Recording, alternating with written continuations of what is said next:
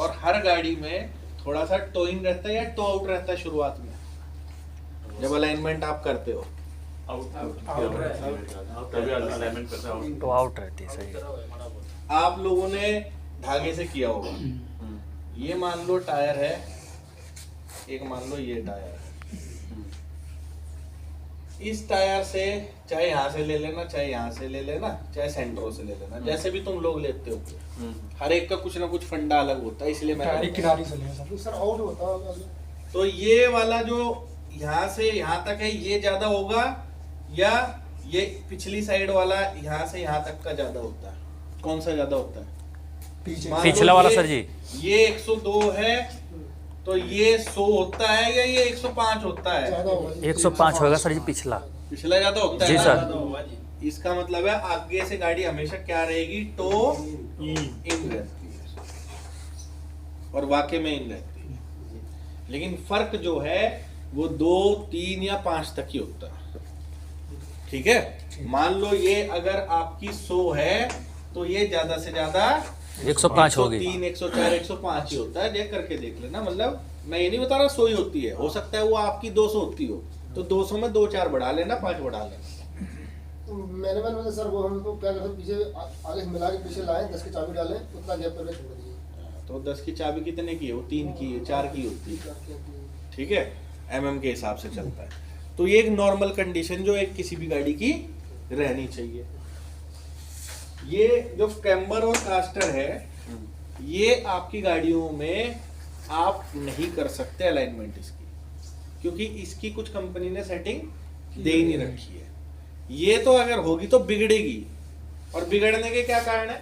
मान लो एक normal tyre आपका सीधा यूं रहता है, सीधा, अब ये हल्का सा यूं झुक गया, तो क्या कोई ऐसी सेटिंग है कि आप यूं झुका दो टायर को?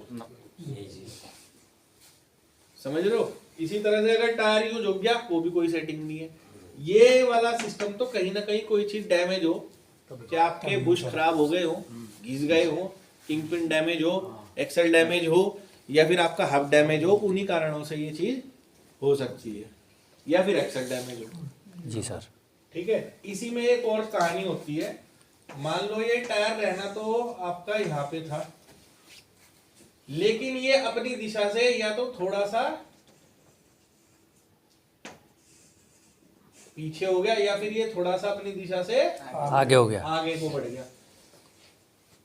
ये यहीं के यहीं हो रहा है, मतलब इसी के ऊपर मैंने बनाया नहीं, बस दिखाने के लिए। इस चीज को टायर या तो अपनी पोजीशन से, जो कि नॉर्मल पोजीशन थी ये वाली, या तो इससे पीछे खिसक गया या इससे आगे हो गई। इस चीज को बोलते हैं कास्टर। कास्टर, और इस वाली टेढ़ी होने वाली चीज को बोलते हैं कैम्बर। कैम्बर। ठीक है, हाँ सर। समझ आ गया? जी सर। तो इसमें तो टो इन और टो आउट होता है, इसमें सीन चलता है प्लस माइनस का। तो ये वाला जो सीन है इसको बोलते हैं पॉजिटिव कैम्बर, और यही अगर ये ऊपर वाली इसकी साइड ये झुक जाती अंदर को, मतलब दोनों पहिया अगर यूं हो जाते, तो उसको बोलते हैं माइनस। तो positive camber, negative camber. Caster में अगर आगे को भाग गया तो पॉजिटिव कास्टर, और पीछे को अगर आ गया तो नेगेटिव कास्टर। क्लियर है? हाँ जी सर। वीडियो बना रहा है मेरी? सर ये तो मेरे को जरूरी है। YouTube पर मत डाल के बाद नहीं सर जी। पता लगा मैं यहाँ पे ट्रेंडिंग में आ गया तो कंपनी ने मुझे बाहर खड़ा कर दिया कि तुम तो सही। YouTube बनवा रहे। सर ये क्या था सही? एक होता है टोटल टो सर, ये वो क्या होता है? बाबू यार मैं आ रहा टो पे आ गया। जी। अब टोटल टो क्या है? जो तुम्हारी जो यहाँ पे टो आ रही है गाड़ी की, उसको total toe, toe in plus toe out. तो एक तरफ अगर पहिया आपका, यहाँ समझा रहा था ना मैं, एक तरफ अगर मान लो पहिया आपका क्या है 100, और दूसरी तरफ कितना है 105। तो दोनों को मिला दो, एक साइड वो टो इन हुआ होगा तो दूसरी साइड टो आउट हुआ होगा ना। हाँ सर। हाँ तो उसको टोटल टो मतलब उसका एवरेज है, जी सर। उसका एवरेज है उसका। 100 प्लस 105 टोटल 205। हाँ। 205 की भाग कर दो 2 से, तो एक का जो एवरेज आएगा 102.5, ये उसका टोटल टो मान लेते जी हैं। सर। ठीक है? ठीक है सर। अब इसमें अच्छा तू तो अलाइनमेंट भी करता है ना, इसलिए पूछ रहा है, तेरा तो टॉपिक चल रहा है अभी। अब गाड़ियों में अगर टो इन हो रहा है या टो आउट हो रहा है तो क्या समस्या आएगी, इसको समझते हैं। अब जहां आप खड़े थे ये आपकी नॉर्मल कंडीशन है। अभी आपको क्या करना है, अपने पंजे टो जितना आउट हो सके उतना आउट कर लेना, रखना थोड़े दूर, बिल्कुल मिलाना मत, थोड़े से हल्के से दूर रख के पूरे जितना आप कर सकते हो उतना कर लो।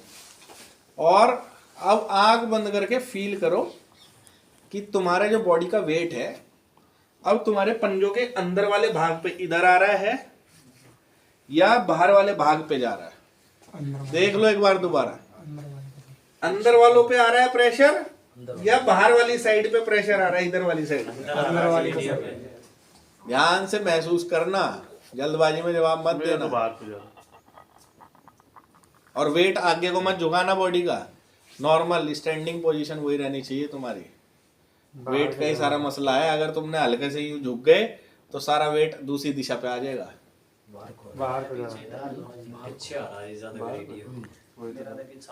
इधर वाली साइड आ रहा ना, इधर तो बाहर है भाई।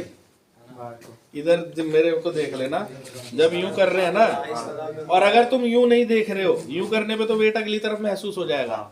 अगर नॉर्मल जैसे खड़े हो तो ऐसे होगे तो तुम्हें वेट जो है बाहर की साइड। हाँ सर जी। तो अगर तुम्हारी गाड़ी का टो आउट हुआ तो कौन सी कन्नी कटेंगी, बाहर की। गाड़ी में भी तो सेम यही हो रहा है, ठीक है। और दूसरा करके देखो, आप पैरों को टो इन कर लो पूरा और फिर महसूस करना। अब सर जी अंदर की, तो कौन सी गुड्डियां कटेंगी, कौन सी अंदर साइड की, से घिसे अंदर रहेंगी? साइड से। अंदर वाली। तो इसलिए टो से ये फर्क पड़ता है। तुम्हारे अगर दोनों पहियों के आउट हो रहे हैं, चाहे एक का आउट हो रहा है, जो भी चीज उसकी आउट हो रही होगी उससे ये चीज का फर्क पड़ना शुरू हो जाएगा, ठीक है। और कैम्बर ऑफ कास्टर से क्या फर्क पड़ता है, अगर गाड़ी में बहुत ज्यादा कास्टर आपका आगे या पीछे हो गया तो पहली समस्या तो यही आएगी कि गाड़ी एक दिशा में भागेगी, एक तरफ खींचेगी। दूसरा, अगर ये बहुत ज्यादा आउट हो जाता है तो, और या बहुत ज्यादा ये इधर की साइड में आउट हो जाता है, तो टायरों में जब कटिंग की जाती है ना गाड़ी की, वो आपको कुछ ऐसी महसूस होगी कि तुम्हारी गाड़ी थोड़ा सा बैलेंस से आउट हो रही है।